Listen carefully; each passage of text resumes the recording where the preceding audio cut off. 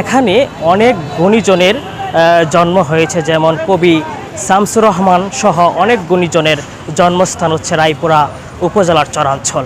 কিন্তু এখানে উন্নত যোগাযোগ ব্যবস্থা না থাকার কারণে স্বাস্থ্য, শিক্ষা এবং কৃষিক্ষেত্রে কিন্তু পিছিয়ে পড়েছে।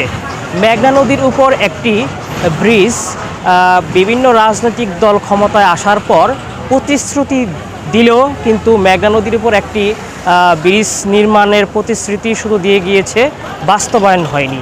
এখানে যদি একটি মেঘনার উপর যদি একটি ব্রিজ হয় তাহলে চরাঞ্চলের মানুষ কিন্তু সর্বক্ষেত্রে এগিয়ে যেতে পারবে। আসলে আমাদের এই ফেরিঘাট, পান্থশালা ফেরিঘাট আমাদের জন্য ভোগান্তি। ব্রিজের জন্য আসলে ব্রিজটা অনেক দিন যাবৎ হবে হবে করে হচ্ছে না। আসলে ব্রিজটা হলে সবার জন্য উপকার হতো। যে ফেরি পার হলে 150-200 টাকা দিতে হয় আপডাউনে, ওই টাকাটা আমরা লাগতো না এবং আমরা যাতায়াতের সুবিধা হতো। সাধারণ মানুষও দেখা যাচ্ছে 10 টাকা 5 টাকা করে দিয়ে ফেরি পারাবার হইতে হয়। এবং তাদের প্রতি দৈনিকে আসতে হয়, দৈনিকে খরচ হয়। এই ফেরিঘাটের জন্য অনেক ব্যয়বহুল হয়।